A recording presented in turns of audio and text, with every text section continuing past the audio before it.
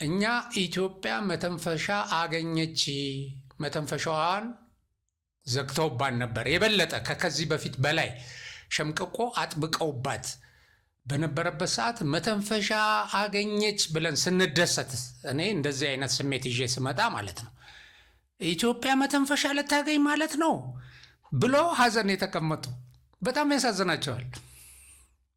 የእነዚህ ሁሉ የኢትዮጵያ ጠላቶች የእንዳርጋቸው ልጆች ባንዳርጋቸው ነው የሚሉት ሰዎች። አዎ የባንዳርጋቸው ልጆች አንዱና ዋነኛ የሆነው መሳይ መኮንን አብይ አህመድ መተንፈሻ ሊያገኝ ነው ማለት ነው ይለናል። አዳምጡት አዳምጡት። በእስራኤል በኩል ለሶማሌላንድ እውቅና መሰጠቱ ለአብይ አህመድ መፈናፈኛ መተንፈሻ አገኘ ማለት እንችላለን። ሰሞኑን ያው ሲባል የነበረው ግብጽ በረጅም እጇ የአሰብንም የጅቡቲ ወደቦችንም ለማስተዳደርና ለማልማት ስምምነት መፈራረሟ ለአብይ አህመድ ብዙ ነገር ችግር ሊሆን እንደሚችል ሲገለጽ ነበር። ይሄ መምጣቱ መተንፈሻ ይሆንለታል። አብይ አህመድ መቼም ጠብቆ እንዲህ አይነቱን ነገር በአቋራጭ የሚፈልገውን ለማግኘት የሚያስችል መስመር ተገኘ ማለት እንችላለን። ለአብይ አህመድ ይሄ አጋጣሚ መልካም ነው ማለት እንችላለን። ይሄ የመጣው ወደድክም ጠላህም ያገኛል፣ ግን መርዶ ነው የሆነበት ለሱ።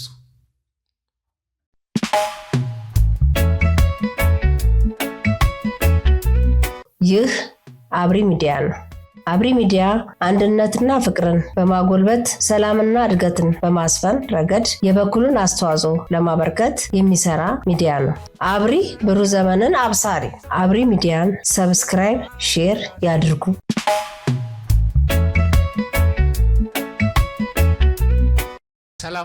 ሰላም ጤና ይስጥልኝ። አብሪ ሚዲያ አድማጭ ተመልካቾቻችን ሰላማችሁ በያላችሁበት ብዝት ይበል። ያው ዛሬ በስሜቴ በተስፋ ተሞልቶ ውስጤ ደስታ እየተቀጣጠለ ነው ያለው። ምንድን ነው? ምን ተገኘ? መቼም እንደማትሉኝ ተስፋ አደርጋለሁ። ለምን ኢትዮጵያኖች፣ ኢትዮጵያዊ የሆናችሁ ሁሉ ይሄንን ደስታ እያጣጣማችሁት ይመስለኛል። ምንድን ነው ስትሉ፣ ልክ እኔ አሁን እስራኤል ለሶማሌላንድ እውቅና መስጠቷን ስሰማ ኢትዮጵያ በቀጥታ የባህር ኃይሏን ቀይ ባህር ላይ በርበራ ወደብ ላይ እንዳቆመች አይነት ስሜት ነው የተሰማኝ። ማለት ዛሬ ላይሆን ይችላል፣ ግን በቅርቡ። ይህ ምንም ጥርጣሬ የለውም። እና ይሄንን ደግሞ ስሜቴን ይሄንን ደስታዬን ከፍ ያደረገው ደግሞ ግብጾች ከሌሎች ጠላቶቻችን ከሶማሊያ ከሻዕቢያ ጋር ሆነው በከበባ ውስጥ አውለናቸዋል ብለው በፎከሩበት ጊዜ መሆኑ ነው። መተንፈሻ ኢትዮጵያን አሳጥተናታል። ስለዚህ ከዚህ በኋላ ኢትዮጵያ ለእኛ ፍላጎት ተገዢ ትሆናለች ብለው ባሰቡበት ጊዜ እጅግ አደገኛ ከበባ በፈጸሙበት ወቅት ነው ባይዘወይ። እና ይሄ ሁሉንም ኢትዮጵያዊ ሊያስደስት ይገባል። በጣም ብዙ አማራጭ፣ ብዙ ተስፋ ይዞ የመጣ ጉዳይ ነው ይሄ፣ ምንም ጥርጣሬ የለውም። በቀጠናው ላይ የኃይል አስተላለፍ ይቀይራል። ኢትዮጵያ ከዚህ በፊት ድሮ ወር ላይ አስቀምጣ የነበረችው የሜሞራንደም ኦፍ አንደርስታንዲንግ ይወጣል። ምክንያቱም የህልውና ጉዳይ ስለሆነ ማለት ነው። ስለዚህ ይሄ ትልቅ አማራጭ ነው። ይሄንን ወደ መተንተን ከመግባቴ በፊት ይሄ ያለውን ኢምፓክት ለአካባቢው፣ ለኢትዮጵያ እንዴት መጠቀም እንዳለባት ይህን የመሳሰለውን ኢምፓክቱን ወደ መተንተን ከመግባቴ በፊት የተከበራችሁ አድማጮቼ፣ ይሄ ጉዳይ እኔን ያስደሰተኝን ያህል እጅግ ያስከፋቸው የኢትዮጵያ ጠላቶች ምን አይነት ስሜት እንደተሰማቸው በወኪላቸው አማካይነት፣ በዋነኛው ባንዳ አማካይነት ስሜታቸውን እንድታነቡ እንድታደምጡ ቅድሚያ እሰጣለሁ። እኛ ኢትዮጵያ መተንፈሻ አገኘች፣ መተንፈሻዋን ዘግተውባን ነበር። የበለጠ ከዚህ በፊት በላይ ሸምቅቆ አጥብቀውባት በነበረበት ሰዓት መተንፈሻ አገኘች ብለን ስንደሰት፣ እኔ እንደዚህ አይነት ስሜት ይዤ ስመጣ ማለት ነው ኢትዮጵያ መተንፈሻ ልታገኝ ማለት ነው ብሎ ሀዘን የተቀመጡ በጣም ያሳዝናቸዋል። የእነዚህ ሁሉ የኢትዮጵያ ጠላቶች የእንዳርጋቸው ልጆች ባንዳርጋቸው ነው የሚሉት ሰዎች። አዎ የባንዳርጋቸው ልጆች አንዱና ዋነኛ የሆነው መሳይ መኮንን አብይ አህመድ መተንፈሻ ሊያገኝ ነው ማለት ነው ይለናል። አዳምጡት። በእስራኤል በኩል ለሶማሌላንድ እውቅና መሰጠቱ ለአብይ አህመድ መፈናፈኛ መተንፈሻ አገኘ ማለት እንችላለን። ሰሞኑን ያው ሲባል የነበረው ግብጽ በረጅም እጇ የአሰብንም የጅቡቲ ወደቦችንም ለማስተዳደርና ለማልማት ስምምነት መፈራረሟ ለአብይ አህመድ ብዙ ነገር ችግር ሊሆን እንደሚችል ሲገለጽ ነበር። ይሄ መምጣቱ መተንፈሻ ይሆንለታል።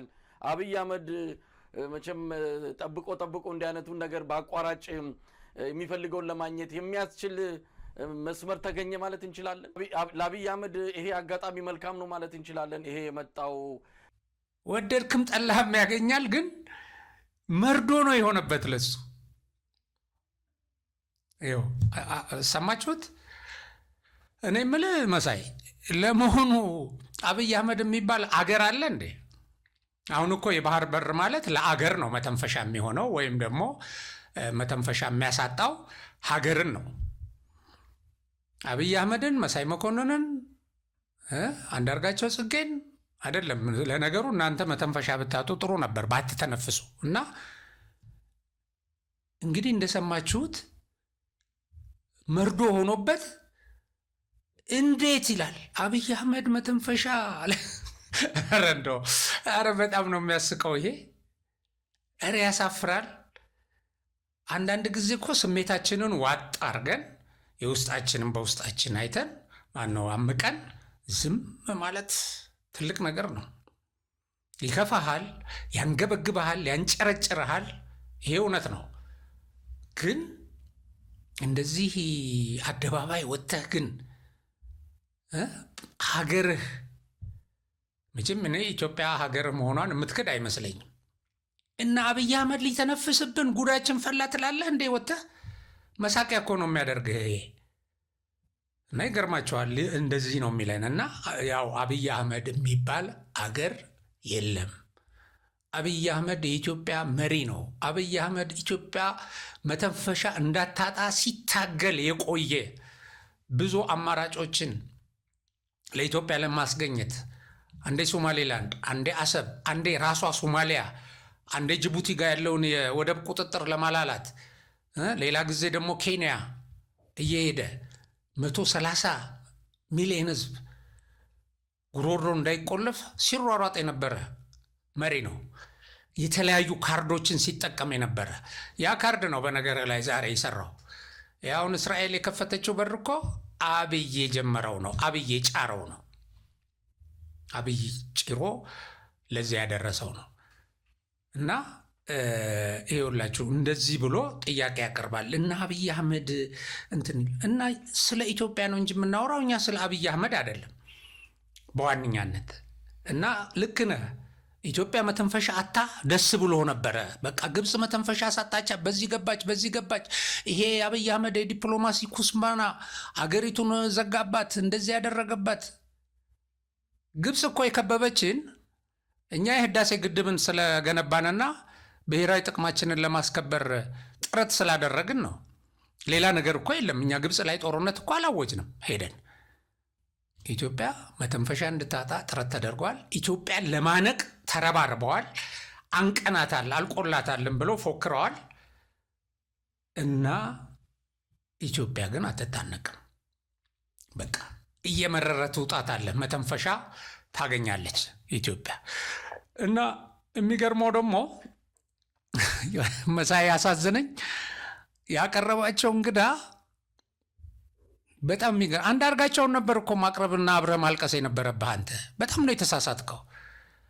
አንዳርጋቸው የሚባል እንዳንተ በጥላቻ ያበደ የኤርትራ ቅጥረኛ አቅርበህ እሱ ነው አይ ምንም ዋጋ የለውም በቃ ምናምን እንደታነቀች ነው ምንም አማራጭ የለውም እንዲል ማድረግ ነበረብህ። አብራችሁ ተመሳሳይ ስለሆነ የምታስቡት አንተ የምትመኘውን እንዲናገር ግን አልሆነም። የጋበዝካቸው እንግዳ በጣም ትክክለኛ ምሁር ናቸው። አንተ አፋቸው ላይ የምታስቀምጠውን መልስ አይደለም የሚመልሱት። አንተ የምትፈልገውን አይደለም የሚመልሱት፣ ትክክለኛ ትንታኔ ነው የሚሰጡት። ስለዚህ መተንፈሻ ያገኛል? አዎ ያገኛል አሉ። በቃ እየመረረ ዋጣው። ለማንኛውም እስቲ የተመልካቾቻችንም ሳያውቀው ያቀረባቸው ለሱ ትክክለኛ ያልሆኑ ግን ትክክለኛ ምሁር፣ እርግጥ ነው ከዚህ ከመንግስት ጋር እንደዚህ አንዳንድ ተቃውሞ አላቸው፣ በዛ በቃለ መጠይቃቸውም ውስጥ ይገልጻሉ። ግን ደግሞ ከኢትዮጵያ ብሔራዊ ጥቅም ጋር በተያያዘ ያለውን ነገር ቁልጭ አድርገው ከቀጠናውን በደንብ እየተነተኑ የሶማሌላንድን አገር የመሆን አስፈላጊነት በደንብ እየተነተኑ ግተውታል። ማለት ይሄ አልዋጥ የሚለው እንግዲህ ህፃን ልጅ እንዲቋቅ እያለው አላ ቋቅ እያለው ግተውታል። የስ ለአብይ መተንፈሻ መውጫ ነው የሚሆነው። ምንም ሌላ አይነት አማራጭ ያለ። ኢጅፕት በዚህ ከመጣች ኢጅፕት ምንድን ነው የምትለው? ኤርትራ ምንድን ነው የምትለው? ጅቡቲ ምንድን ነው የምትለው? እነዚህ በጠቅላላ ኢትዮጵያ ቀይ ባህር እዛ ምንድን ነው ሬድሲ መድረስ የለባትም ነበር። ዋይ ለምን? ኢትዮጵያ እኮ ሂስቶሪካሊ እኮ እዛ ትደርስ ነበር። ኢትዮጵያ እኮ ኤርትራ ነፃ ከወጣች በኋላ ነው እንጂ ኢትዮጵያ እኮ በድሮ አንተ ከኔ የበለጠ ታውቃለህ ታሪክ፣ በእነ አሉላ ጊዜ ሁሉ እዛ ቀይ ባህር ደርስ ነበር እንጂ እኛ ራሳችን እኮ በዛ በሊደርሺፕ ብቻ አንቆም። ያው ሊደርሺፑ ነገ ይሄዳል። ወንድሜ መለስ ሄደዋል፣ ኃይለሥላሴ ሄደዋል፣ መንግስቱ ኃይለማርያም ሄደዋል። ይሄ ነገ ይሄዳል። ግን ኢትዮጵያ ብንወድም ብንጠላም አንደኛ ነገር ትልቅ አገር ነች። ለዚህ ኒው ወርልድ ኦርደር የሚመጣው ደግሞ እንደ ፖለቲካል ፕሮጀክት ሆና ለአፍሪካ በጠቅላላ ምሳሌ የምትሆን ሀገር ነች። ኢትዮጵያ እኮ ያልተገዛች ሀገር ነች። ኢትዮጵያ እኮ ድሮም ቀይ ባህር ትደርስ ነበር። ለምንድን ነው ጅቡቲ ትንሽ ሆን ሀገር ይዛ ኢትዮጵያን ራሷን እንደምትፈልገው ለምን ታደርጋለች? ዋይ ለምንድን ነው ኢጂፕሽያኖች እዛ ምን ሊያደርጉ ነው የሚመጡት? ለምሳሌ ዶራል የምትባል አለች። አሁንም እዚህ እኮ አፋር ነው የሚኖረው እዚህ ጅቡቲ ውስጥ። እዛም እኮ እሷ ነች ሄዳ የምትጠቀመው። ሁለቱንም እኮ አንድ እኮ እነሱ ናቸው ወንድሜ። እና እዚህም ኢጅፕት ስትመጣ እኮ ኢትዮጵያ ደግሞ የራሷን ምንድነው ወደ ቀይ ባህር ለመሄድ የራሷን ጂኦፖለቲክስ ኢንትረስት ለማስጠበቅ የምትችለው ሁሉ ነገር ታደርጋለች ማለት ነው። በጣም እናመሰግናለን። ክብረት ይስጠልን እርሶን እና በጣም ሊመሰገኑ የሚገባቸው ምሁር ናቸው። መሳይ ባይዘወይ በዚህ ቃለ መጠይቅ በጣም ይታገላቸዋል። እንደው እንዲያጽናኑት ይፈልጋል። እንደው ምንም ክፍተት የለም ወይ ኢትዮጵያ ታፈና የምትቀርበት አይነት ነገር ነው የሚለው እና አብይ አህመድ ይሄን አክሰስ ሊያገኝ ነው ወይ በቃ እያለ እየደጋገመ ይጠይቃቸዋል። እሳቸው እውነቱን ነው የሚመልሱት። እና ግብጾች ለምንድን ነው ኢትዮጵያን የሚያፍኑት? ለእነሱ ማን ፈቀደ ሁሉ ብለው ይጠይቃሉ። ስለዚህ እነሱ ይህን ካደረጉ ደግሞ ኢትዮጵያ መውጫ ማበጀት አለባት እኮ ብለው እውነቱን ይነግሩታል። ቋቅ እስኪለው ድረስ ይነግሩታል። ፊቱን ቅጭም እንዳደረገ መከራ ፊት ሆኖ ሌላ አማራጭ የለም ወይ አይነት ነገር ነው ደጋግሞ የሚጠይቃቸው። እና ለምንድን ነው ኢትዮጵያ እኮ ከዚህ በፊትም ቀይ ባህርን ስትጠቀም እንደነበረ ይነግሩታል። ከዛ በላይ በጣም ትልቅ ትምህርት ነው የሚሰጡት። በጣም ትልቅ ትምህርት መንግስት ይሄዳል ይሉታል። ሀገር ቀጣይ ነው። ስለዚህ ለሀገር ማሰብ አለብን ይሉታል። እንዲህ አይነት ነገር የነመሳይ ቡድን ባንዳዎች በፍጹም መስማት አይፈልጉም። በፍጹም ሀገር የሚያደርጉት አሁን ኢትዮጵያ በአሁኑ ሰዓት ለነሱ አብይ አህመድ ነች። በቃ አብይ አህመድ ተጠቃሚ ያደርገዋል ነው የሚለው እና ይሄንን የእሳቸውን አንጀት ቅቤ የሚጠጣ የመሳይን አንጀት ደግሞ የሚያኮማትር የሚያሳርር መልስ ሰጥተውታል። እና ይቀጥላል ደግሞ እኮ በእንትና መሳይ አያቆምም እና ታገኛለች፣ ያስፈልጋታል፣ እንደምታገኝም እርግጠኛ መሆኑን ሲነግሩት አረ እንደው የምታጣበት መንገድ የለም ወይ ምን ይጠቅማታል ይልና በጣም የሚያስቀው ውስጧ ችግር እያለ ምን ዋጋ አለው ይላል። ይቺ ሀገር ውስጧ መተንፈሻ አጥቷል። ውስጧ እዚህም ችግር አለ። ውስጧ መተንፈሻ የሌላት ሀገር ውጪ መተንፈሻ። አረ እንደው በጣም እፈራ አንተ ሰውዬ። ጥያቄ ሊነሳ የሚችለው አንድም ኢትዮጵያ ከፍተኛ የሆነ ውስጣዊ ችግር ውስጥ ያለች ሀገር ናት። በእርስ በርስ ጦርነት ውስጥ ነው ያለችው። የራሷን የውስጥ ጣጣ ያልጨረሰች ናት። እንኳን ሌላው ተጨምሮ አሁን በጋምቤላ በኩል የመጣው ትኩሳት አለ። ሌላው ቀርቶ በሶማሌና በኦሮሞ ክልሎች በሁለቱ ክልሎች መሃል ዳግም ጦርነት ተቀስቅሷል። ወደ ሞያሌ አካባቢ የአማራው ክልል ጦርነት በየዕለቱ እየተባባሰ ወደ መጠነ ሰፊ ወደሆነ ደረጃ እየገባ ነው ያለው። የትግራይ የሚታወቅ ነው። ኦሮሚያ ክልል ውስጥ አብዛኛው ቀጠና ሰላም አይደለም። ወለጋ ላይ የሚታየው ማህበራዊ ቀውስ በጣም ከፍተኛ የሆነ ሰብአዊ አደጋ እያስከተለ እንዳለ ይነገራልና ውስጧ እንደዚህ የሚታመስ ሀገር ከዛ መተንፈሻ ብታገኝ ምን ጥቅም አለው? በፊትም እኮ ኢትዮጵያ ወደብ አታገኝ፣ ወደብ አይኑራት፣ በር አይኑራት አይደለም መጀመሪያ መቀመጫዬን ብላለች እንደተባለችው እንስሳ መጀመሪያ የውስጥ ችግርን ሳይፈታ አብይ አህመድ እዚህም እዛም እንደ ጸበል ጦርነትን እንደ ጽዋ እያዳረሰ ምን ይጠቅማል? እዛ ቦታ ምን ይጠቅማል ወደብ ከሚል አንጻር እንጂ ኢትዮጵያ ባለቤት ብትሆን ወደብ ባለቤት ብትሆን የሚጠላ አልነበረም። ስለዚህ አሁን ውስጡን ያላከመ ሰው ሶማሌላንድ እውቅና ሰጥተው እንዲህ አይነቱን እድል ቢያገኝ ምን ሊረባ ምን ሊጠቅም የሚለው ጥያቄም ተከትሎ ይመጣል። ዶክተር እስማኤል እንዴ እና እሺ አንተ እንደምትለው ወይም አንተ እንደምታሟርተው አንተ እንደምትመኘው እንደ ፍላጎትህ ውስጧ እንደው የትም ቦታ የምጠራቸው አካባቢዎች እሺ መተንፈሻ የላትም እንበል። ቢያንስ ግን ወደ ውጭ መተንፈስ የለባትም። በቃ መታፈን አለባት። ውስጧ ታፍኗልና ይቅር እና ምን ይጠቅማል ብሎ ሰውየውን ባይዘዌ የመሳይ አጠያየቅ ሁልጊዜ ይዟቸው የሚቀርባቸውን ሰዎች የሆነ ነገር ነግሮ ለማሳመን ነው የሚሞክረው። መጀመሪያ ላይ ለማሳመን የእሱን ባይስ የእሱን አቋም ይነግርና የእሱን አቋም የሚደግፍ ነገር እንዲያወጡለት ነው የሚናገረው። ግን እሳቸው ሰውየው ንቅንቅ አይሉ፣ በጨዋ ደንብ ነው የሚናገሩት። አክብረው ነው ወንድሜ ብለው ነው የሚናገሩት። ግን እውነቱ ይሄ ነው ይሉታል። በቃ እውነቱ ይሄ ነው እና አንተ ግን ትሟገታለህ። እንዴት አገሬ መተንፈሻ ታገኛለች ብለህ በአደባባይ ውስጧ መተንፈሻ አጥቷል። እንዴት ውጭ ደግሞ መተንፈሻ ታገኝ? ስለዚህ መተንፈሻ ካገኘ አብይ አህመድ በስልጣን ላይ ይቆያል ነው እንትንህ። ግን ኢትዮጵያን ነው መተንፈሻ ማጣት አለባት እያልክ እየተሟገትክ ያለው። እንደዚህ ሆነ ኢትዮጵያዊ ነኝ ትላለህ። አሁን አንተ መሳቂያ እኮ ነህ አንተ። እና በጣም በጣም የሚያሳዝን ነገር ነው። እና ምን አይነት ሰይጣን እንደተጠናወተው ምን አይነት ልክፍት እንደሆነ ክፉ መንፈስ የሚባለው ምን እንደሆነ ብቻ ይገርማል። ይሄ በጣም የሚገርም ነገር ነው። እና ሰውየው ግን በትክክል ይነግሩታል። የኔ እይታ ልሳሳትም እችላለሁ። ምን መሰለህ፣ የአማራ አካባቢ ችግር ተነሳ፣ የትግራይ አካባቢ ተነሳ፣ የሶማሌ ሞያሌ ምናምን ተነሳ ከማለት ፋንታ በኢትዮጵያ ችግር ተነሳ ብለን የአንዱን ችግር ለምሳሌ በአማራ ሪጅን የሚባለው ችግር ወንድሜ የኔ ችግር ነው ብዬ እስካልተነሳሁ ድረስ ሁላችንም ያው እጅ ተያይዘን ይሄ ችግር የሚፈታው በአንድነት ነው እንጂ ቅድምም ያለፈው ጊዜም እዚህ እኔ እናንተ ኢንተርቪው አድርገን ስንነጋገር ሶማሌ አሁን ለምሳሌ ቅድም ያነሳው የሞያሌ አካባቢ ምናምን ችግር የሚፈታው በሶማሌና ኦሮሞ ብቻ አይደለም። ሶማሌና ኦሮሞ ይባላል እንጂ የኤሊቲስቶች ጨዋታ ነው ወንድሜ እንጂ የኢትዮጵያኖች ችግር ነው ብለን አንድ ላይ ከተነሳንና ኢትዮጵያ ሰላም ያስፈልጋታል ካል ልንቀይር ይችላለን። ይሄንን ብቻ አያቆምም። አሁን ኢትዮጵያ ይሄንን አክሰስ የምታገኘው የሶማሌላንድ አገርነት እውቅና ካገኘ እና ማለት ተቀባይነቱ ከፍ ካለ ነው።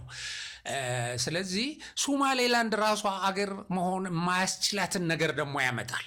አሁን ይሄ ኢትዮጵያ ከሶማሌላንድ ጋር የተፈራረመችው ሚሞራንደም ኦፍ አንደርስታንዲንግ ራሱ ዋጋ ሊኖረው እንደማይችል፣ ምክንያቱም አብይ ከእንትንም ጋር እዚህ ከቱርክም ጋር ሄዶ የሶማሌ ሉዓላዊነት አከብራለሁ ብሎ ተፈራርሟል እና እሱ እኮ ሁሉ ይዘዋል፣ ያበላሸው ነገርም አለ ይለዋል ደግሞ ብሎ ሲያቅተው።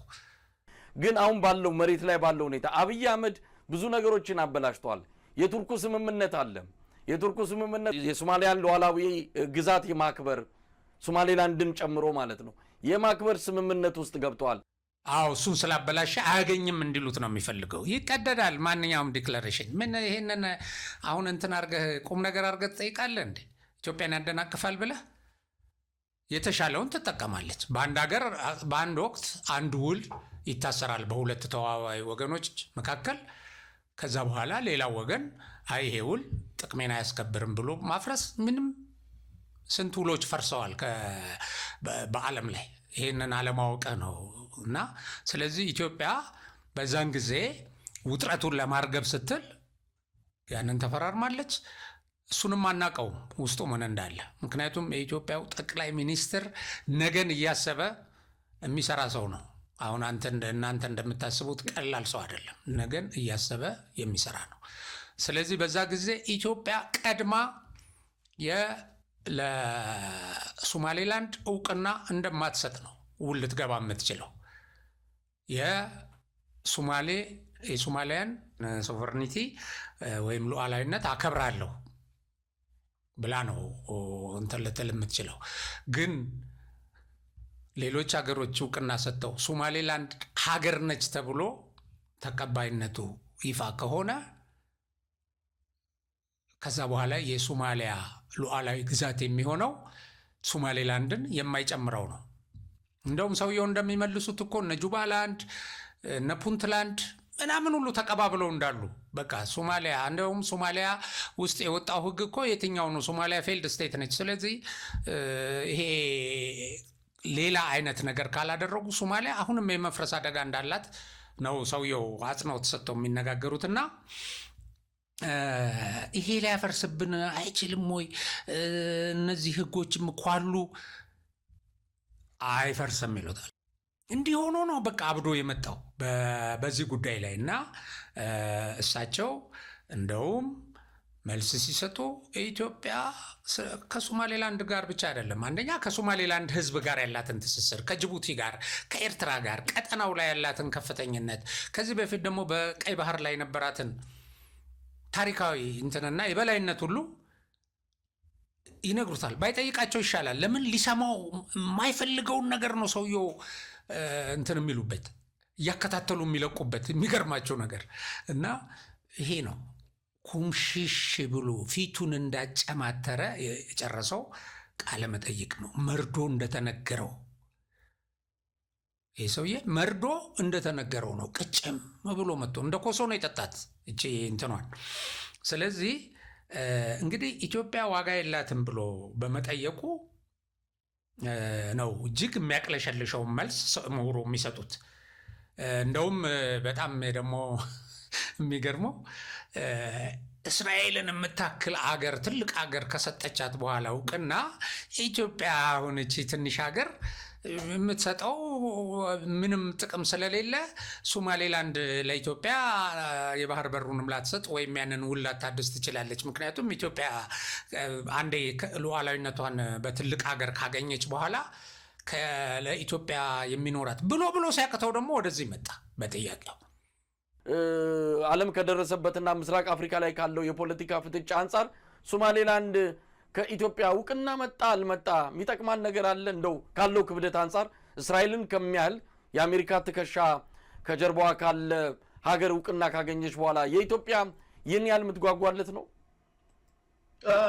ምን መሰለህ፣ ምንም እንኳን እስራኤል ራሷን ቅድም እንዳልነው ጂኦፖለቲክስ ነው ዛሬ አሁን የተፈራረሙት ቅድም እንዳልነው ከአቡዳቢ እና ከአሜሪካኖች ነው። ግን ኢትዮጵያ እኮ ነው የኢትዮጵያ ሕዝብና የሶማሌላንድ ሕዝብ እኮ ብዙ ሰዎች የማያውቁት ነገር አለ። ለምሳሌ ያኔ በጦርነት ዚያድ በሬ ጊዜ ሶማሌላንድ ሁልጊዜ የሚናገሩት ምንድን ነው ብለው ኢትዮጵያ እኮ ሁለተኛ ሀገራችን ነው። ለምንድን ነው ዩኒቨርሲቲ በጠቅላላ እዛ ሲማሩ ስኮላርሺፕ እየሰጣቸው እያስተማራቸው ደግሞ አሁን ለምሳሌ በቀን የጫት ብቻ ወደ ሶማሌላንድ ከኢትዮጵያ የሚገባ $1 ሚሊዮን ይገባል በቀን አንድ ቀን ወንዴ። እና ምን መሰለህ ህዝቡ ቅድም እንዳልኩ እኮ አሁን ሀርጌሳ ብትሄድ እኮ ዩኒቨርሲቲ የሚያስተምሩ ሰዎች አብዛኛው እኮ ምንድነው ፕሮፌሰሮቹ ከኢትዮጵያ የመጡ እኮ ናቸው። ለምሳሌ አድማስ የሚባል ዩኒቨርሲቲ እዛ አለ። እና ህዝቡ በመሰለ በጣም ኢንቴግሬትድ የሆነ ነው ኦልሬዲ ሆነዋል። ግን ያን ነገር ፎርማላይዝ ለማድረግ እና ከላይ ጥሩ አይነት ሊደርሺፕ ቢመጣ ብዙ ነገሮች ቤኔፊት ሊደራረጉ ይችላል። ለምንድን ነው ኢጂፕሽያኖች እዛ ምን ሊያደርጉ ነው የሚመጡት? ለምሳሌ ዶራል የምትባል አለች። አሁንም እዚህ እኮ አፋር ነው የሚኖረው እዚህ ጅቡቲ ውስጥ። እዛም እኮ እሷ ነች ሄዳ የምትጠቀመው። ሁለቱንም እኮ አንድ እኮ እነሱ ናቸው ወንድሜ። እና እዚህም ኢጅፕት ስትመጣ እኮ ኢትዮጵያ ደግሞ የራሷን ምንድነው ወደ ቀይ ባህር ለመሄድ የራሷን ጂኦፖለቲክስ ኢንትረስት ለማስጠበቅ የምትችለው ሁሉ ነገር ታደርጋለች ማለት ነው። እና ፖለቲካል ቅድም እንዳልከው የኃይሉ አስተላለፍ ይቀየርና በዚህ በኩል ይወጣሉ ማለት ነው። ትክክል ነው። አሜን። ሁሉም የራሱን እኮ እድል የራሱን እኮ ኢንትረስት መጠበቅ አለበት። ስለዚህ ማነች ስለሆነ ኢትዮጵያ ትንሽ ስለሆነች ምናምን እንደዚህ ይላል ሀገሩን ትንሽ አድርጎ። አንተ ትንሽ ስለሆንክ ኢትዮጵያ ትንሽ የምትሆን ይመስልሃል?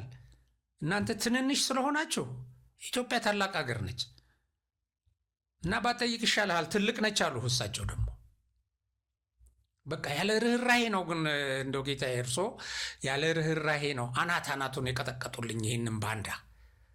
ስለዚህ እንግዲህ ባደመጧችሁ ቁጥር መሳይ ይህንን ቃለ መጠይቅ ስሰማኔ የመሳይ ትንሽነት፣ የሰውየው ትልቅነት። መሳይ ከትልቅ ሰው ጋር ቀርቦ ሲነጋገር ስታዩ ትንሽ ነው የሚሆንባቸው። ከአንዳርጋቸው ጋር ሲቀርብ ነው አትሊስት እንደውም ይመጣጠነው ከነ ልደቱ ምናምን ከነ ጀዋር ከነዚህ ኢትዮጵያን ጠል ከሆኑ በተለይ ደግሞ አንዳለ ይልቃል የሚባል ልክ እንደሱ ኮሶ ፊት እንደሱ አይነት ጨለማ ፊት ጋር ቀርበህ ሀዘን አብረህ ብትቀመጥ ይሻላል። ለሀዘን ጥራቸው።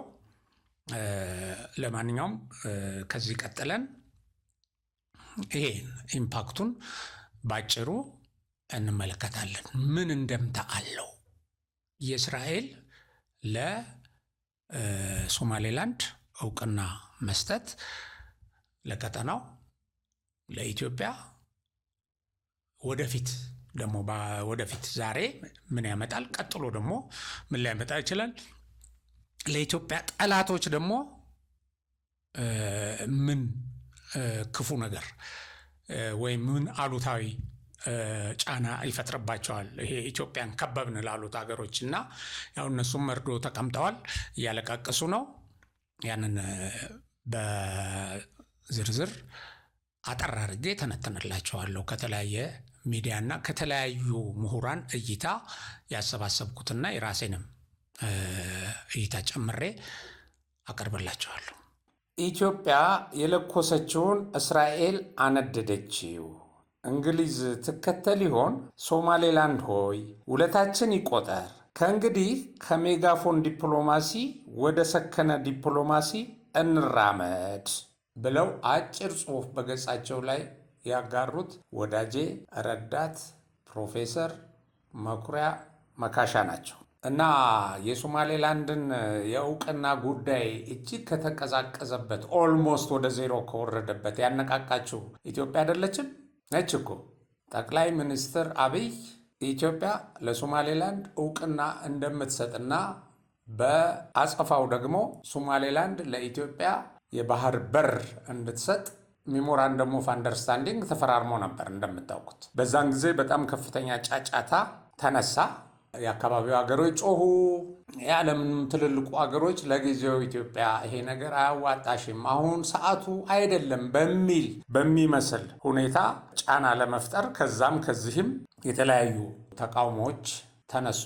አንዳንዶቹ ምክሮችም ናቸው እና ያ ጥያቄ ዋጋ ያልነበረው ጥያቄ አይደለም። ወቅቱን ጠብቆ የኢትዮጵያ ከጎረቤት ሀገር ጋር ከውስጥ ከነበራት ችግር አንጻር የሚያስከትለው ጫናና የጥያቄ ወቅቱን አለመጠበቅ ከግምት ውስጥ ገብቶ እንዲቀመጥ ተደረገ። ግን ይሄ ጥያቄ በተነሳበት ጊዜ የህፃን ጥያቄ ወይም የህፃን ሀሳብ እንዴት እንደዚህ ምናምን የሚሉ ነገሮች ነበሩ። ይሄ ብቻም አይደለም። ያው እንደምታውቁት ይሄ የሶማሊያን ሉዓላዊነት የሚዳፈር ነው፣ ከሶማሊያ ሀገር እንቆማለን። እንደገና ደግሞ በዚህ ጉዳይ ላይ ተቃውሟቸውን ካስነሱ ከነ ግብፅ ከነ ኤርትራ ጋር እንቆማለን የሚሉ ጫጫታዎች ነበሩ በሀገር ውስጥ ባንዳዎችም። አሁን እንደው ለእነዚህ ባንዳዎች የማስተላልፈው መልእክት ምንድን ነው? አሁን ሶማሊያ ይህንን ነገር ለመጋፈጥ አልቆመችም፣ ሀዘን ነው የተቀመጠችው። ስለዚህ አብራችሁ ሀዘን ተቀመጡ። ለማለት እፈልጋለሁ። አሁን ይሄ የፕሮፌሰሩ ለመክፈቻ ያደረግኩት ንግግር ኢትዮጵያ የለኮሰችውን እስራኤል አነደደችው። ባይዘዌ ኢትዮጵያ ዛሬ አይደለም ይሄን የለኮሰችው። ታሪክን ወደኋላ መለስ ብለን እንመልከት። ኢትዮጵያን ለማቃጠል በርካታ እሳቶች በዙሪያዋ ሲነዱ ቆይተው ነበር። አንዱ በሶማሊያ በኩል እንደምታውቁት በተደጋጋሚ ኢትዮጵያ ላይ ወረራ ይካሄድ ነበር። በተለያዩ አገሮች ድጋፍ፣ በታሪካዊ ጠላቶቻችን ግብፅን ጨምሮ ድጋፍ ማለት ነው። ሶማሊያ የኢትዮጵያ ችግር ነበረች፣ የኢትዮጵያ ትርኢት ነበረች፣ ስጋት ነበረች በተለያየ ጊዜ እንደምታውቁት። ከዛስ ምንድን ነው የሆነው? ሶማሊያ በአስከፊ ሁኔታ የዚያድ ባሬን መንግስት ከገለበጠች በኋላ ወደ መበታተን ነው የገባችው። ሶማሌላንድ በ1983 ነፃ ነኝ ብላ ስታውጅ ወይም ከዚያድ ባሬ አገዛዝ ነፃ ወጥታ እንደ ሀገር ቆም ያለው ስትል ኢትዮጵያ ላደረገችላት ድጋፍ ከፍተኛ ምስጋና አቅርባ ነበር። በዛን ጊዜ የነበሩ የተለያዩ መሪዎች ይህንን ገልጸዋል፣ ይታወቃል። እና ኢትዮጵያ ሶማሌላንድ ገና መጀመሪያ ከዚያድ ባሬ ጭቆና፣ ከዚያድ ባሬ ጭፍጨፋ ባይዘዌ የሶማሌላንድ ጎሳዎችን በከፍተኛ ደረጃ በተለየ ሁኔታ ያጠቃቸው ነበር የዚያድ ባሬ መንግስት እና ብዙ ድብደባ፣ ጭፍጨፋ ደርሶባቸው ነበር። እና ሁልጊዜም ሶማሌላንደሮች ቢያንስ በዛ ደረጃም ቆሞ ቢሆን ኢትዮጵያን ያመሰግኑ ነበር። እና ይሄንን በዛ ጊዜ በአካባቢው ይንቀሳቀስ የነበረውን ሰራዊት ይመሩ የነበሩ ጀነራል ወልደ ጊዮርጊስ በአንድ ወቅት ለዚህ ዝግጅት አቅራቢ ገልጸውለታል። እና የሶማሌላንድ ቡድንን ይመሩ የነበሩት በነፃነት ትግሉ ወቅት ወደ 10 የሚደርሱ ሰዎች ተፈራርመው በርበራን ለኢትዮጵያ እንሰጣለን ያሉበትን ሰነድ አቅርበውልኛል በዛ ጊዜ። ይሄ የኢትዮጵያ ውለታ ነው። ኢትዮጵያ ደግሞ በጎረቤት ሀገሯ በተደጋጋሚ ይደርስባት የነበረውን ጥቃት ለመመከት ቀጥታ ከምታደርገው ውጊያ ይልቅ ራሱ ሶማሊያ ኢትዮጵያ ላይ ያደረሰችውን መከራ ራሷ ደግሞ እንድትሸከም ያደረጉበት ነበር። እንደውም ይሄ ምን ይባላል በዛ ጊዜ የማቤት ጠፍቶ የማሊበጂ የአውሬ ማደሪያ ይሆናል እንጂ ይባል ነበረ። ሁለተኛው ኢትዮጵያ ላይ የተፈጸመው ጥቃትና አሁን ደግሞ በሌላ ላይ ሲደርስ የሚንገበገቡ ሀገራት በወቅቱ የፈጸሙትን ደግሞ እንመልከት። ኤርትራ ወደ ሀገርነት እንድትሄድ ትልቅ እገዛ ያደረጉ ሀገራት ያው በዋነኛነት መቼም የታወቀ ነው ግብፅ ነች። ሁለተኛዋ ሱዳን ነች። ትልቅ መረማመጃ፣ ትልቅ የመሰልጠኛ ቦታ፣ ትልቅ የሎጂስቲክ ማዕከል እና ትልቅ የወታደራዊ ስልጠናና የወታደራዊ መረማመጃ ቦታ በመስጠት ለኤርትራ ነጻነት ትልቅ አስተዋጽኦ ያደረገችው ለኤርትራ መገንጠል። ኤርትራ ነጻነት አላገኘችም፣ ተገነጠለች እንጂ። ነጻ ማለት ያው ህዝብ በነጻነት የሚኖርበት ሀገር ሲሆን ነው። ለማንኛውም ለኤርትራ መገንጠል ትልቅ አስተዋጽኦ ያደርጋለች ሱዳን፣ ልብ አድርጎ። ግብፅም እንደዚሁ፣ ሶማሊያም እንደዚሁ። ኤርትራ ነጻ አውጪ ነን የሚሉ ከሚንቀሳቀሱባቸው ሀገሮች ውስጥ ሶማሊያ አንዷ ነች። ለቲፒኤልኤፍ ሰዎችም ለእነ ስብሃት ነጋ ለመሳሰሉት ኢትዮጵያን ላይ ያስገነጠሉ ኃይሎች ትልቅ መረማመጃ ፓስፖርት ስትሰጥ የነበረች፣ ከሌላ ሀገር የምታገኘውን ድጋፍ ታቀባብል የነበረችውም ሶማሌ ነበረች፣ ሶማሊያ። እና ኤርትራ ወደ ሀገርነት እንድትሄድ እነዚህና ሌሎች ሀገሮች ሲረባረቡ በዛን ጊዜ የቀድሞው የኢትዮጵያ መሪ ኮሎኔል መንግስቱ ተዉ፣ የኢትዮጵያ ጦስ ለጎረቤት ሀገራትም ጦስ ይሆናልና እጃችሁን ሰብስቡልን ሲሉ ነበር። ይህም በአደባባይ ተናግረዋል። በወቅቱ ግን የተሸናፊ መሪ ማስፈራሪያ አድርገው ተሳልቀውበታል። ነገር ግን መንግስቱ ኃይለማርያም ባደረጉት እገዛ አንደኛው የሶማሌ መሪ ኢትዮጵያን ሲወር፣ ኢትዮጵያ ጠላቶችን ሲያግዝ የነበረው የዚያድ ባሬ መንግስት ከስልጣን ተወግዶ ከዛ በኋላ ሶማሊያ ምንድነው የሆነችው? እሱ የታወቀ ነገር ነው። እና እንደዚህ አይነት ነገር ሲፈጠር አሁን በዛን ጊዜ ሲጨፍሩ የነበሩ ኤርትራን አገር አድርገው ካዋለዱ በኋላ ሲጨፍሩ የነበሩ ሀገራት እውቅና በመስጠትም ከመጀመሪያው ረድፍ የተሰለፉት እነ ግብፅ አሁን ሶማሌላንድ በተመሳሳይ ጊዜ በ1983 ዓ.ም እንደ ኢትዮጵያ አቆጣጠር ከሶማሊያ ተገንጥዬ የራሴን መንግስት መስርቻለሁ ስትል ሲንጫጩ ቆይተው ኢትዮጵያን ባለፈው እውቅና ሰጣለሁ እኔ ደግሞ የባህር በር አክሰስ አገኛለሁ ስትል የጮሁ ግን ኢትዮጵያን አስገንጥለው ግን ኤርትራን ከኢትዮጵያ ነጥለው ኢትዮጵያን የባህር በር እንድታጣ አድርገው ማለት ነው። እንዴት አባሽ ነው እንደዚህ የምትጠይቂው? ይሄ ድፍረት ነው ብለው የሶስትዮሽ ስምምነት ፈጽመው ከኢሳያስ ጋር አስመራ ላይ ሲቦርቁ የእኛንም ባንዳዎች ከኋላ አሰልፈው ከሶማሊያ ጋር እንቆማለን አይሞከርም እያሉ ሲያስፈራሩ እንደነበር ታስታውሳላችሁ። ዛሬ ብዙዎቹ ለመናገር ተደብቀው ከማንሾክሾክ ባለፈ ወጣ ብለው እንዴት እንዲህ ታደርጊያለሽ ብለው የማይጋፈጧት ሀገር እስራኤል መታ እውቅና ስትሰጥ ተሰብስበው እናወግዛለን፣ ትክክል አይደለም ይላሉ። ኢትዮጵያን የባህር በር ስታሳጧት ብቻም አይደለም፣ ኢትዮጵያ ደግሞ የባህር በር ለማግኘት ያለ አግባብ ነው የተወሰደብኝ፣ መተንፈሻ የለኝም ስትል ደግሞ እንዴት እስቲ ትሞክሪያታለሽ? በተለይ ግብፅ እንግዲህ እንደምታውቁት ጅቡቲ ላይ ሎጂስቲክ ማዕከል አሰብን አድሼ አሳድጋለሁ፣ ከዛ በኋላ ደግሞ ሶማሊያን እና መጨረሻ ላይ ኢትዮጵያን ከብቤያለሁ ብላ በአደባባይ ስትፎክር የነበረችው ግብፅ አሁን በተመሳሳይ ወቅት ነፃነቴን አውጃለሁ ያለችው፣ ለዛውም የራሷን ገንዘብ አሳትማ ዲሞክራሲያዊ ምርጫ አድርጋ በነፃነት ህዝቧን እያኖረች ያለችን ሀገር እንዴት ተደርጎ የሚል ሌላ ቤት የምታነዱት እሳት እኛ ደጋፊ የሆነች አካባቢ ነደደ፣ የእኛን ስትራቴጂክ የበላይነት ያሳጣናል። ስለዚህ እንዲህ ብላችሁ ስትፎክሩ ወይም ስታወግዙ በጣም ነው የሚያሳዝነው። እንግዲህ ሶማሌላንድ ነፃ የሆነችበት ሀገር ምንም ጥያቄ የለውም። እሱ ብቻ አይደለም፣ ኢትዮጵያ ውስጥ የነደደው እሳት ሌላም ቦታ ነዷል። እርግጥ ነው አሁን ጦርነት እንዲሆነ አገራት ወደሙ እንደዚህ ብሎ እንደው መጨፈር እንኳን ሆነ ማለት እጅግ የሚያሳዝን ቢሆንም ኢትዮጵያ እንድትገነጠል ትልቅ አስተዋጽኦ ያደረገችው ሱዳንም ያው የሆነ ጊዜ ላይ በእሷም ላይ ደርሷል። ደቡብ ሱዳን ነፃ ወጥታለች። ጦሱ ደግሞ ያው ሱዳንን እስካሁን እያነደደ ነው። ስለዚህ ሌላ ሀገር ላይ እሳት ማንደድ ነገ እኔም ላይ ይነዳል ብሎ ማሰብ በጣም ያስፈልጋል። እና እንግዲህ ምን ለማለት ነው፣ የኤርትራ መገንጠልና የኢትዮጵያ ጦስ ላይ የተሳተፉ በተለይ የምስራቅ አፍሪካ ሀገራት በመበታተን እሳቱ እነሱም ቤት ገብቷል። እና ይሄ ነው እንግዲህ። ሌላው ምንድን ነው፣ አሁን እስራኤል ሶማሌላንድ እውቅና ሰጠች ተብሎ መሬት አንቀጥቅጥ ተቃውሞ የሚነሳበት ምክንያት አዲስ ነገር ነው እንዴ? የአንድ ሀገር መገንጠልና የሌላ ሀገር እውቅና መስጠት አዲስ ነው? ይህን እኮ እናንተ አድርጋችሁት ነበር ቀደምት ተሰልፋችሁ። በእርግጥ ኢትዮጵያ የራሷ መንግስት ያስገነጠላት ሀገር ስለሆነች፣ የራሷ መንግስት የባህር በር ያሳጣት ሀገር ስለሆነች እውቅና መስጠቱ የተጀመረው ከውስጥ ነው። ግን ያንን ተከትላችሁ ስትጨፍሩ ነበር ነው። ከዛ በፊትም እንግዲህ እውቅና እንድታገኝ በማድረግ ረገድ ትልቅ እንትን አድርጋቸዋል። እና እንግዲህ እስራኤል ለሶማሌላንድ አዲስ ሉዓላዊ ሀገርነት እውቅና በመስጠት ቀዳሚ ሀገር ሆናለች። ይህ የእስራኤል እርምጃም ሶማሌላንድ ነፃና ሉዓላዊ ሀገር እንዳትሆን ሶማሊያ ሪፐብሊክ የምታቀርበው የረጅም ጊዜ ተቃውሞ እንዲያከትም አድርጓል። እሱ ብቻ አይደለም፣ በአፍሪካ ቀንድና በቀይ ባህር አዲስ የጂኦ ፖለቲካል የወታደራዊ ኃይል አሰላለፍ ለውጥ ያስከትላል እና ይህን እንደሚያመጣ ተተንትኗል። እና እንደዚህ አይነት ያሰላለፍ ለውጥና የሶማሊያን ደግሞ የረጅም ጊዜ እንትን ይቆርጠዋል፣ ያስቀረዋል። የእስራኤልን እርምጃ ተከትሎ እንግዲህ ኢትዮጵያን ጨምሮ በርካታ ሀገሮች ለሶማሌላንድ እውቅና ለመስጠት በዝግጅት ላይ መሆናቸው እየተነገረ ነው። አሁን ኢትዮጵያ እንደኔ እንደ አንድ እንደው በዜግነት ብቻ እንደው በሀገር ፍቅር ብቻ ለሚያስብ እና የሀገሩ እድገት ቶሎ እንዲመጣ የሀገሩ ተስፋ ፈጥኖ እንዲለመልም ለሚመኝ ሰው ሁለተኛው ሀገር እንድትሆን ነው መመኘው፣ እውቅና በመስጠት ረገድ በቀጥታ ከእስራኤል ቀጥላ። ይሄንን የቀድሞ ጠቅላይ ሚኒስትር መለስ ዜናዊ ይሄ ሶማሌላንድ ነፃነት ገፍቶ በመጣበት ወቅት ምን ብለው ነበር? ኢትዮጵያ ለሶማሌላንድ እውቅና በመስጠት የመጀመሪያው ሀገር አትሆንም፣ ሶስተኛዋም ሀገር አትሆንም ብለው ነበር መለስ ዜናዊ።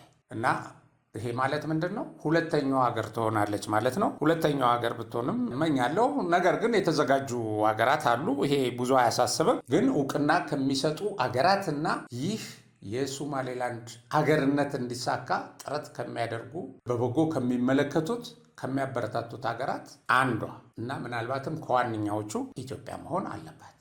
አሁን ሼልፍ ላይ የተቀመጠው ሜሞራንደም ኦፍ አንደርስታንዲንግ ይወጣል፣ በቅርቡ ተግባራዊም ይደረጋል። በዛ ሜሞራንደም ኦፍ አንደርስታንዲንግ ላይ የተፈራረምናቸው በጣም በርካታ ነገሮች አሉ፣ የሁለቱን ሀገራት ጥቅም የሚያስከብሩ። ሶማሌላንድ አገር እውቅና ሰጥቼዋለሁ እኔም በዚህ ፕሮግራሜ። ሶማሌላንድ ትናንትና ሶማሌላንደሮች ሰንደቅ ዓላማቸውን ይዘው በከፍተኛ ደረጃ ሲጨፍሩ ነበር። ያው ጭፈራቸው ይቀጥላል። በነገራችሁ ላይ ሶማሌላንዶችን እኮ በወታደራዊ ስልጠና በተለያዩ ስልጠናዎች ኢትዮጵያ ከፍተኛ ገዛ እያደረገችላቸው ነው የቆየችው። እዚህ ኢትዮጵያ ውስጥ ከፍተኛ ስልጠና የአቅም ግንባታ ያገኙ ነው የኖሩ። በሌላ በኩል ከኢትዮጵያ ጋር በኢኮኖሚ ትብብር በሰጥቶ መቀበል ብዙ እርምጃ ሄደዋል፣ በጣም ብዙ እርምጃ እና ስለዚህ ይሄንን ያሳድጋሉ። ጎረቤት ሀገራችን ሶማሌላንድ እኛ እኮ ጽህፈት ቤትም እንዲከፍቱ አድርገናል አይደል? በተለያየ ደረጃ በመሪዎች ደረጃ እኮ ወደ ኢትዮጵያ እንዲገቡ አድርገን ዲፕሎማሲውን ጀምረነዋል። አሁን እስራኤል የጨረሰችው ወረቀት ላይ ያለ ነገር ብቻ ነው። ስለዚህ በተግባር እኛ ጀምረነዋል፣ ሄደነዋል። ምንም አይደለም፣ በቃ ያንን ማጠናከር ነው የሚሆነው። ስለዚህ ኢትዮጵያ ተስፋ አላት። ኢትዮጵያ ትመነደጋለች፣ ወደ ከፍታ ትወጣለች። እና ምንድን ነው በሌላ ሀገር ሁኔታ ላይ ተመስርተ እንደዚህ የኢትዮጵያን ተስፋ የኢትዮጵያን እድገት የምታወራው ካላችሁኝ፣ ጂኦፖለቲክስ የበላይነት መጥቷል። ጂኦፖለቲክስ ደግሞ ወሳኝ ነው ለአጠቃላይ እድገትና ተስፋው የበለጠ ይለመልማል። የሁለቱ ሀገራት ግንኙነት እድጋል። ምናልባት ሁለቱ ሀገራት የሚለው በሌላ መንገድ እንደ ፌዴሬሽን፣ ኮንፌዴሬሽን ወዘተ የሚባሉ ነገሮች እንዳሉ እንዳትዘነጉ። ያው ቀጣይ ለሶማሌላንድ እውቅና ለመስጠት የተዘጋጁ ሀገራት አሉ። በፍጥነት ይሄ እውቅና በከፍተኛ ደረጃ እያደገ ሄዶ ወደማይቀለበስበት ደረጃ ይደርሳል። እና የዛሬውን ፕሮግራሜን በዚሁ አበቃለሁ። አብሪ ሚዲያን ሰብስክራይብ፣ ሼር፣ ላይክ አድርጉ። ሰላም።